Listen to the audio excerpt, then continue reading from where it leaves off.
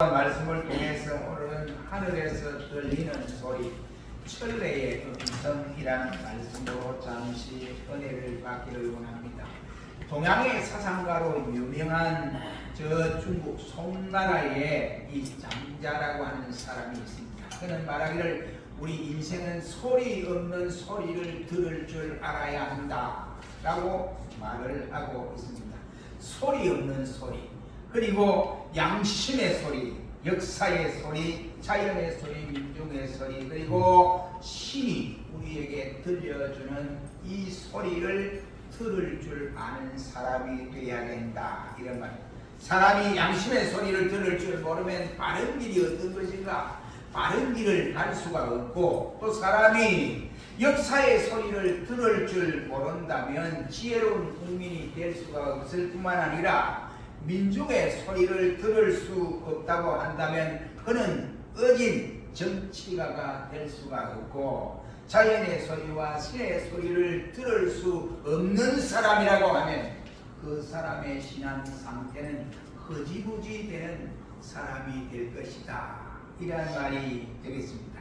그러므로 사람은 때때로 소리 없는 소리를 들을 줄 알아야 합니다. 특히 하늘에서 들려오는 이와 천래의 소리를 들을 줄 알아야 한다. 오늘 본문의 말씀은 바로 사울이라고 하는 이 사람이 하늘에서 들려는 소리를 들었습니다. 천래의 음성을 들었다라고 할 수 있습니다. 예수님께서 우리에게 성경의 요한계시록 말하기를 늘 들지어다 하시면서 내가 교회들에게 하시는 말씀을 너희는 들으라 고 말씀하신 말씀이 많이 있습니다. 그럼 우리 역시도 이 세상 살아가면서 하나님의 소리, 천래의 음성을 잘 들을 줄 아는 신자가 될 때 그 사람은 믿음에 우뚝 선 사람이 될 수가 있을 것입니다. 우리는 이 아침에 바로 사울이 이 천래의 음성을 들었던 내용을 통해서 과연 그가 어떤 음성을 들었던가, 그 음성의 뜻이 무엇인가를 이 시간 세 가지를 통해서 생각해 보므로 은혜를 받는 시간이 되었으면 합니다. 첫째는 14절 말씀에 보면 그를 꾸짖는 소리였다는 사실을 알게 됩니다. 회심전에 사울은 열렬한 율법주의자로 알려져 있습니다. 그만큼이나 그는 그 당시에 자기 스스로 율법주의, 유대교회가 최고인 줄 알고 그와 같이 신봉을 하고 열심을 다하여 섬겨왔는데 느닷없이 예수님만 나타나서 예수님 중심으로 예수를 믿는 무리들이 이와 같이 설치고 다니고 점점 확산이 되고 유대교회에서 개명을 하여 이 예수교로 이와 같이 전하는 사람들이 많아지니까 여기에 당시에 사울은 유대교에서 바로 예수교를 쳐다보니까 저 못 사는 동네에 나사렛 예수라는 사람이 나타나고 그 사람이 말하기를 율법을, 저들이 신종하는 율법을 부인하기도 하고 하나님을 모독하는 자라 그는 판단했기 때문입니다. 물론 그것은 사울의 이 선입 주관에 의해서 큰 착각 속에 판단을 한 것이다 라고 할 수 있습니다. 예수교회는 그냥 그가 생각할 때 계속 성장해 가니까 유대교회에서 이와 같이 개종을 해서 예수를 믿는 사람의 무리가 많아지고 이러니까 사울이 가만히 둬서 안 되겠다. 이 성장하는 그 성장세를 보니까 도저히 내가 가만히 둬서는 안 되니까 저를 제재를 해야 되겠다 라고 생각을 했던 것입니다. 사울은 그저 그리스도인을 싫어하거나 미워할 정도가 아니라 바로 그를 잡아 죽이기도 하고 직성이 풀리지 않으니까 옥에도 가두고 이와 같이 맹렬한 박해자로 나섰던 것입니다. 스데반 집사를 순교하게 만든 것도 그 이면에 이와 같이 사울이 존재하고 있었다는 사실은 이미 우리 성경을 통해서 우리가 알 수 있습니다. 사울이 다마스크에 있는 그리스도인들을 그 분이 안 풀리니까 잡으러 이제 제사장의 이 칙령을 받아서 올라가는 도중에 거기에서 자기 자신이 어떤 존재인가를 발견하게 되는 것입니다. 그는 예수교를 맹렬한 박해자가 되어서 하나님께 대한 이것이 열렬한 충성인 줄로 깨닫고 그렇게 믿고 나아갔던 것입니다. 그래서 제사장의 이와 같은 추천서를 받아서 그 증명서를 가지고 다메섹에 올라가서 기독교인을 박해하기 위하여 올라갔습니다. 그때에 올라가는 과정에서 바로 하늘에서 음성이 들렸습니다. 사울아, 사울아. 그러니까 당신이 누굽니까? 하고 말을 할 때 예수님께서 말하기를 내가 어찌하여 네가 나를 그렇게 핍박하느냐 라고 말씀을 하는 소리를 듣고 그는 그 소리가 자기가 지금 이때까지 하나님 앞에 충성하고 헌신하는 줄로 생각했는데 그 칭찬하는 소리가 아니었습니다. 그가 하고 싶은 이와 같은 행동을 꾸짖는 소리였다 이 말입니다. 이 사울이 그리스도인을 핍박하는 것은 곧 예수를 핍박하는 것이고 예수님을 핍박하는 것은 곧 하나님을 바로 핍박하는 행위였기 때문에 그렇습니다. 이 놀랍고 엄청난 죄를 대체 무엇으로 속해버릴 수가 있겠는가 하는 것입니다. 하나님을 위해서 한다고 하는 일이 도리어 하나님 앞에 박해하는 자가 되었으니 그날 이후로 사울이 이 음성을 듣고 변화를 받아서 그는 자신을 돌아보니까 죄인 중에 예수의 역할을 했다라고 그는 성경에서 고백하는 내용을 볼 수가 있게 됩니다. 그렇다고 한다면 처음부터 우리가 볼 때 내가 이 악한 일이구나 하고 악한 것을 알면서도 악을 행하는 자가 있을 뿐더러 선하고 선한 것을 알면서도 악을 행하는 자가 있습니다. 악을 악인 줄로 행하는 자보다 선을 알고도 악을 행하는 사람은 더 적극적이고 더 못된 이와 같은 행동을 하게 됩니다. 그러므로 전자보다는 후자에 있는 사람은 더 끔찍한 일을 비양심적으로 저지르게 되는 것입니다. 여러분은 자신을 어떻게 생각하고 있습니까? 후자는 혹자는 말하기를 선량한 사람으로 자기를 평가하고 어떤 사람은 나는 애국자다 라고 애국자로 평가하기도 하고 또 어떤 사람은 나는 독실한 기독신자다 라고 평가를 하고 있는 사람들도 있습니다. 그러나 우리가 모르는 사이에 그 정반대의 길을 걸어가고 있지는 아니한가 하는 것입니다. 마침 예수님께서 말씀하시길 두로나 이 시돈의 예를 들면서 차라리 가버나움아 네가 두로와 시돈 지방이 되었으면 멸망하지 않았을 것이 아니냐라고 예수님이 가버나움에 대해서 지방에 대해서 이와 같이 안타깝게 생각을 하면서 바로 음부의 보장이 되지 않았을 것이라고 이와 같이 말씀을 한 일이 있습니다. 또한 라우디아 교회 역시 어쨌습니까? 스스로 우리는 부자교회다, 부족한 것이 없다, 물질적으로 넉넉하다 라고 했지만 예수님의 보는 견해는 달랐습니다. 너희는 공고하고 가련하고 또 눈물고 헐벗은 교회다 라고 평가를 내리고 있었습니다. 문 밖에 선지자들이 하는 말이 나는 이룬다고 예수님의 이름으로 병도 고치고 온 귀신도 쫓아내고 이렇게 했습니다 라고 큰소리를 쳤지만 실상은 나와는 아무런 상관이 없다고 예수님이 말씀을 하신 경우도 있습니다. 나 자신이 보는 나와 하나님께서 바라보는 나 자신의 모습이 어떤가에 대해서 우리는 스스로 한번 평가해 볼 필요가 있다고 생각을 합니다. 내가 나를 바라보면 긍휼을 베풀고 내가 나를 바라보면 그 정도면 되지 뭐 그러면 됐어 내 충성하고 있어 잘하고 있어 이렇게 평가할 수도 있습니다. 그러나 하나님이 나를 보실 때에 과연 그런 평가를 할 수가 있을까? 하나님이 나를 보실 때 네가 정말로 충성스러운 자다, 지혜롭고 하나님을 섬기는 일에 열심을 다하는 자다라고 하는 평가를 할 수 있을까 하는 것입니다. 신앙생활에서 가장 무서운 것이 나는 이 정도 하면 된다라고 하는 그러한 생각입니다. 한마디로 말하면 이러한 생각은 자기 자신의 자만심에서부터 일어나는 것이다 라고 할 수 있습니다. 그러니 이 자만심을 조심해야 됩니다. 사탄이 그것을 가지고 우리를 유혹하고 자기들 이 정도면 됐어. 이만하면 되지. 뭐 다른 사람이 이러지 않았는데 이렇게 생각을 하게 됩니다. 그러면 우리는 이 사울의 철의 음성을 들은 이 모습을 보면서 사울을 이와 같이 책망하는 이 말씀에서 우리 역시도 하나님이 우리를 통해서 돌아보는 데에 우리가 그 음성을 빗대어 생각하면서 우리 역시도 자만심에 빠져있지 아니한가 한번 생각해 볼 필요가 있다고 생각합니다. 두 번째는 14절 말씀에 사울아 사울아 부르는 이 소리 가운데는 사울에 대한 하나님 주님의 긍휼하심이 그 음성 속에 담겨져 있다고 하는 소리입니다. 그 긍휼이 뭡니까? 첫째는 하나님께서 도발 행위를 마침 하나님께 대한 최상의 충성심으로 충성하는 것처럼 착각하고 그리스도의 교회를 박해하는 열을 올리는 이 사울이 하나님 보실 때 얼마나 인생이 불쌍하고 가련한 존재로 생각했겠느냐 이라는 말씀입니다.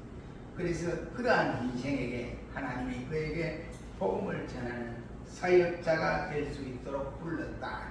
두 번째 긍휼하심은 이러한 사울로 하여금 극렬한 박해자를 무시하고 목매한 이와 같은 짓을 하는 사울을 계속 이러한 일어나는 사울의 그 죄값을 패망시키도록 하나님이 방치하지 아니하시고 다맥색까지 추적을 해서 결국은 다맥색 언덕에서 사울을 부르시는 이 모습은 하나님의 지극한 긍휼하심을 나타내는 사건입니다. 그리고 이 사실은 이처럼 당돌하고 장악스러운 박해자에게 주님께서 인력을 다해서 결국은 파멸시켜 버릴 수도 있습니다. 그러나 하나님은 사울아 사울아 하시면서 네가 어찌하여 나를 핍박하느냐라고 예수님은 말씀을 하시면서 사울로 하여금 회개할 수 있는 기회를 주시고 관용을 베풀어 주셔서 하나님의 한없는 긍휼을 받게 만들었다고 하는 사실입니다. 그렇습니다. 비단 사울뿐이 아닙니다. 저와 여러분도 똑같은 원리라고 생각합니다. 우리 모두는 모두가 불쌍한 인생의 길을 걸어갔던 사람입니다. 잘못인 줄 알면서도 잘못한 일을 저질러 갔던 사람들이고 또한 이와 같이 잘못된 것을 알면서도 잘못된 길을 그냥 가고 있다고 한다면 우리 역시도 불쌍한 인생이요 또한 잘하는 줄 알고 잘못된 길을 걷다고 한다면 이것은 더더욱 불쌍한 존재라고 할 수 있습니다. 이런 점에서 우리 모두는 하나님의 긍휼을 필요로 하고 사는 인생이다 이라는 말씀입니다. 하나님의 긍휼이 우리에게 나타나지 않으면 우리는 이 세상에뿐만 아니라 천국에 갈 수도 없고 또 주님과 함께 동행하는 역사를 이룰 수 없고 지옥 갈 수밖에 없습니다. 마치 시온의 산야에 풀과 곡식이 헐몬의 이슬을 듬뿍 머시고 이와 같이 자라나는 것처럼 모든 인간들은 하나님의 긍휼을 입고 그 긍휼을 받아 먹고 자라가는 존재라고 할 수 있습니다. 그러므로 감히 긍휼 따위는 나는 필요 없어. 예수님의 긍휼을 뭐라고 내가 받아? 내가 율법주의에 이와 같이 있으면 타당하고 그것도 만족해 이렇게 한다면 그 인생은 이와 같이 아마 불쌍한 인생이 될 수밖에 없습니다. 우리 모두가 하나님의 예수님의 긍휼을 필요로 하고 살아가는 사람입니다. 주 예수여 우리를 불쌍히 여기소서라고 고백을 했던 사마리아 사람 문둥병 10명의 이 목소리의 전형적인 영어가 아니라 저와 여러분이 함께 예수님께 부르짖을 주 예수여 우리를 불쌍히 여겨 주시옵소서라고 하는 이와 같은 고백이라고 할 수 있습니다. 이상의 현실의 갈등에서 고민하여 살아가는 우리 모두는 하나님의 긍휼을 입어야 할 사람들이다. 예수님의 긍휼을 입지 아니하고는 우리가 그의 사랑, 그의 은혜, 그의 기쁨, 그의 놀라운 이 은총들을 우리가 깨달을 수 없습니다.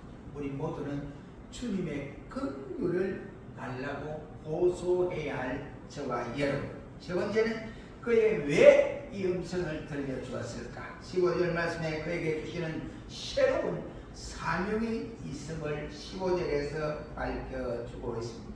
오늘 본문 말씀이 15절 말씀에 말하기를 사울아 14절부터 사울아 네가 어찌 나를 핍박하느냐 라고 말씀을 하시는 가운데에 이러한 핍박을 계속해서 하지 말라는 뜻이 여기에 내포되어 있습니다. 지금 내가 행한 이 잘못된 이것을 네가 치우치고 깨닫고 또한 네가 신기일전하여 네가 다시는 그런 일을 하지 말고 새 출발을 해나가라 이런 내용이기도 한 것입니다.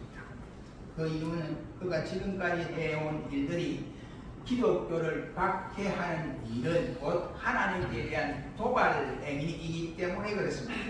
그렇다고 한다면 지금 사울이 행할 새로운 일이 무엇일까 하는 것입니다.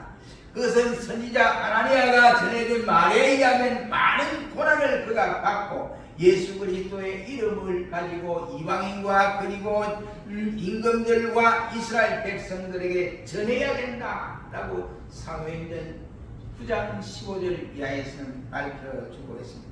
그리고 사울 자신이 직접 들은 그 말씀에 의해서 주님의 일꾼으로 유대인과 이방인에게 파송되어서 그들의 눈을 뜨게 해서 어두움의 세력에서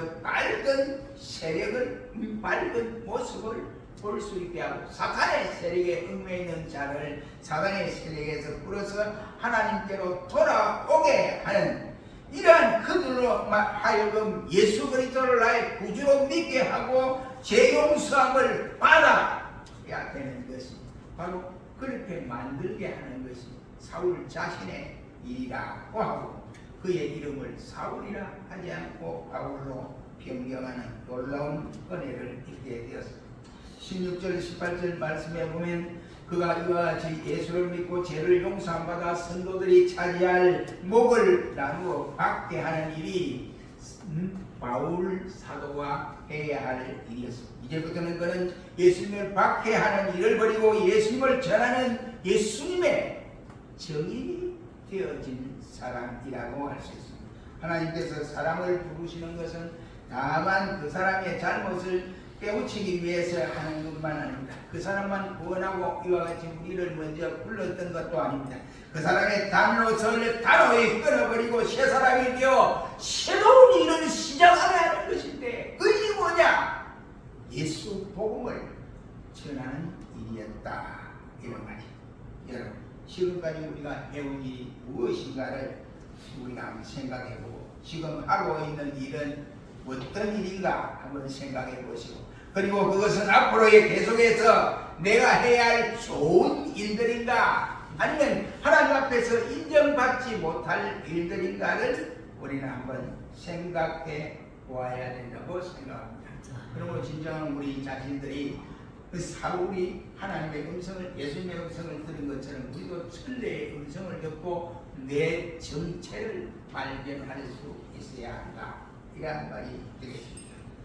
그러므로 우리는 항상 계속해서 앞으로도 좋은 일이라면 괜찮지만 그렇지 아니하고 좋은 일이하고 선한 일이 아니고 이와 같이 악한 일이 되는 일이라면 이를 단호하게 끊고 반드시 새 출발을 해야 하는 것입니다. 세상을 쫓아 행하는 것은 지난날로 족하다고 생각을 합니다. 그러므로 이제부터는 다시는 사람의 생각을 쫓지 아니하고 바로 하나님의 뜻을 쫓아 육체의 남은 때를 바로 살아가라고 권고했던 베드로의 이와 같이 고백처럼 우리는 그런 삶을 살아가고 우리는 지금까지 세상의 소리만 너무 신경을 쓰고 살아왔지 않았습니까? 세상 사람들 그래요. 야 우리 아들 잘 되겠다. 우리 아들 뭐 소리 나고 또 해외가 유학 가가 잘 공부하고 와서 또 큰 회사에 취직돼서 지금 뭐 상무가 뭐 그래. 근데 그 상무가 영원한 상무가 되고 영원한 이사가 되겠습니까? 불안해요. 네. 그러니까 그 누님 아들이지. 조카가 지금 삼성에 지금 이사로 근무합니다. 근데 전화가 와서 요즘 괜찮냐? 이러면 나갈 준비해야지. 이제 이사된 지 오래됐으니까 나한테 사장 자리 주겠습니까? 그러니까 나갈 준비를 해야지. 그럼 준비를 차곡차곡 잘해봐라.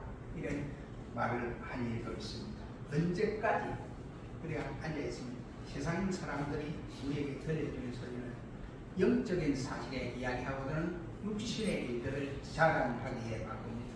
그러나 그렇게 인생이 신경을 쓰며 원도박질하며 자기의 명신 모든 것을 쏟아온 인생의 삶이 그 어느 때 가서는 무너져버리고 말라리 오게 된다 이 말이에요. 그렇다고 한다면 우리는 세상적인 것을 얻기 위해서 분주했던 그 일들이 결국은 계속해서 이어지느냐 하면 언젠가 잊어버리고 말 것이고, 부유한 것들 같지만은 참담하고 무엇인가 된 것 같지만은 우리에게는 아무것도 없는 허공에 치는 허탈한 상태에 빠지고 마는 것입니다. 그렇다면 내가 할 일과 내가 해야 할 일이 무엇인가를 우리는 알아서 새로운 삶을 위해서 나가야 됩니다. 그렇다면 뭘 위해서 우리 나가야 되느냐? 그러려면 하나님의 음성, 천리의 음성을 들어야 된다. 그럼 기도하고 막 우리 성경 기도하고 막 그냥 기도하고 하나님이 막 음성을 우리 들리는 그것만 길을 겨냐? 오늘의 천리의 음성은 그 바보 같은 사람이 깨닫지 못하니까, 성경을 깨닫지 못하니까 그래도 하나님이 불쌍해서 소리를 들려주는 것 뿐이지 그게 최고가 아니에요. 천리의 음성은 우리에게 이미 나와 있습니다. 성경이 우리에게 들려주는 이 음성이 하나님의 음성, 예수님 자신의 음성입니다. 그러므로 성경을 가까이 함으로 성경을 읽다가 깨달아지는 부분이 있으면 줄을 친다든지 그것을 다른 노트에기로 해서 암송을 해야하니, 그래서 암송을 해서 암송의 사실을 중간중간마다 자기 다시 한번 피드백해서 한번 생각해보면 은혜가 넘칠 수 있습니다. 이것이 바로 사울처럼 천리의 음성을 듣는 변화의 시간이 될 수 있습니다. 우리 모두가 하나님의 천리의 음성을 잘 듣는 복된 성도들이 되시기를 주의 이름으로 축원합니다.